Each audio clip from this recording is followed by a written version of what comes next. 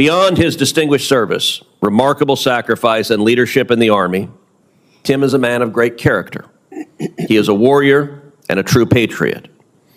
He is a proud husband to Andrea and the father of two, who you have been hearing from this morning. From leading soldiers in combat to shaping legislation that strengthens our national defense and security, Tim understands the weight of responsibility that comes with leadership.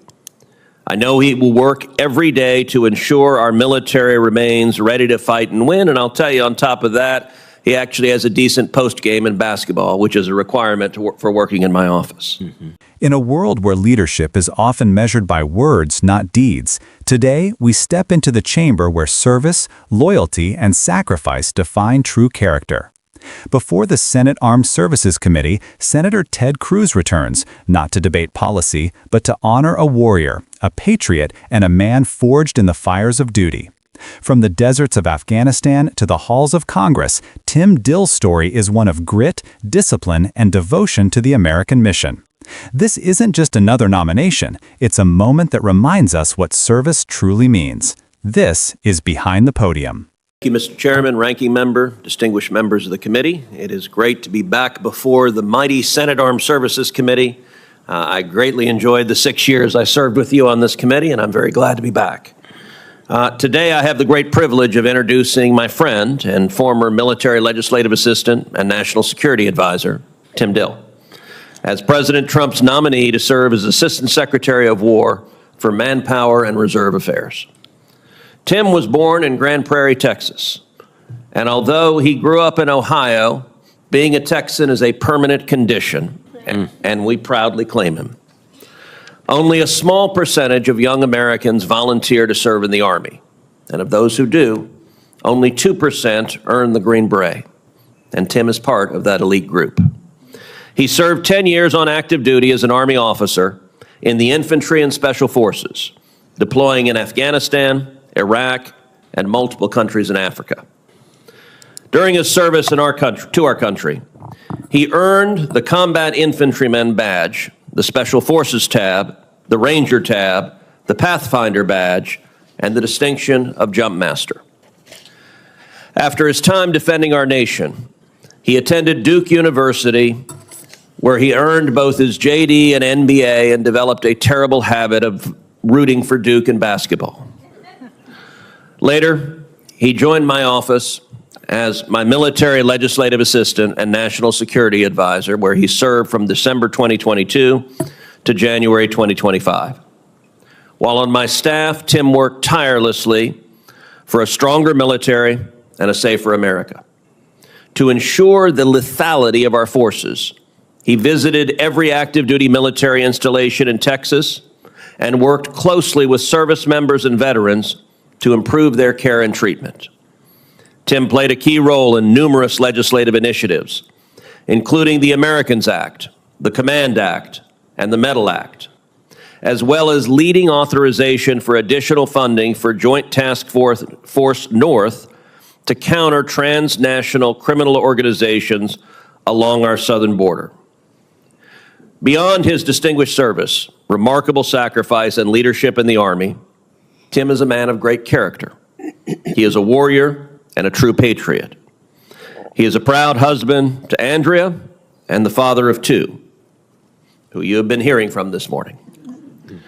From leading soldiers in combat to shaping legislation that strengthens our national defense and security, Tim understands the weight of responsibility that comes with leadership. I know he will work every day to ensure our military remains ready to fight and win, and I'll tell you, on top of that, he actually has a decent post game in basketball, which is a requirement for working in my office. Mr. Chairman, members of the committee, I cannot think of anyone more qualified, more prepared, more principled to lead this critical office in the Department of War. Tim served Texas service members and their families with dedication, and he will do the same for the 3 million American service members and their families. I strongly encourage you to support his nomination. Thank you. In the grand chamber of the Senate Armed Services Committee, the tone is not one of confrontation, but of respect. Senator Ted Cruz stands before his colleagues, this time not as a challenger in debate, but as a proud advocate, introducing a man whose life mirrors the very values this committee was built to uphold. His voice carries the weight of camaraderie, of shared service, and of gratitude as he welcomes the committee and reaffirms his honor to be back before it. The moment feels personal, grounded, and sincere. He speaks of Tim Dill not as a distant nominee, but as a soldier, a scholar, and a friend.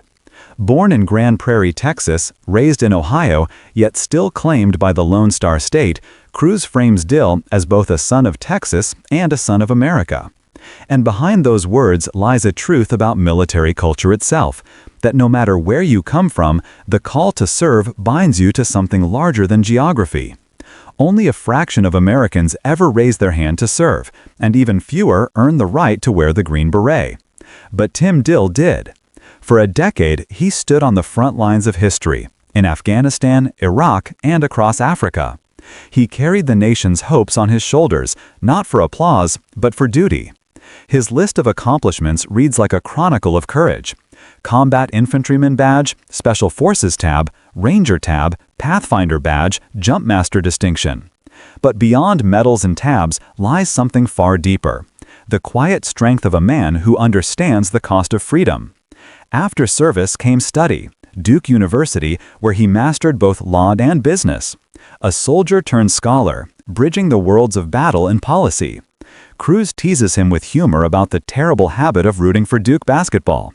But it's a reminder that even warriors are human, that beneath every uniform is a heart that beats for home, for family, for the small joys that give purpose to sacrifice.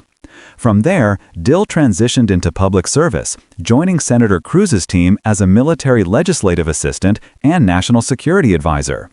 Between December 2022 and January 2025, he became a force behind the scenes, the kind of figure who shapes defense policy, crafts legislation, and ensures America's strength is matched by compassion. Cruz credits him with visiting every active duty installation in Texas, listening to soldiers, advocating for veterans, and pushing reforms that made the system better for those who bear its burdens. Through acts like the Americans Act, the Command Act, and the Medal Act, Dill left fingerprints on policies that outlive politics. He also secured vital funding for Joint Task Force North, bolstering defenses along the southern border, a reflection of his belief that national security begins both abroad and at home. But beyond credentials, what shines through is character. Cruz calls him a man of great character, a warrior, and a true patriot. And in that statement lies the heart of this nomination.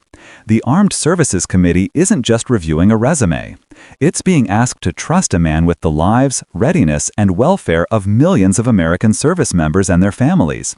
That trust must be earned, and Tim Dill's life, Cruz argues, has already proven him worthy. Cruz's tone is both formal and heartfelt. He references Dill's wife Andrea and their 2 children, grounding the military story in the family story that every soldier carries. It's a gentle reminder that service is never an individual act. It's a shared sacrifice. Every deployment, every late night, every duty call echoes in the hearts of loved ones left waiting. And just when the speech could settle into solemnness, Cruz lightens it with humor, noting that Dill also has a decent postgame in basketball, joking that it's a requirement for anyone working in his office. It's a glimpse of humanity, of friendship, 2 men bonded by purpose and laughter in equal measure.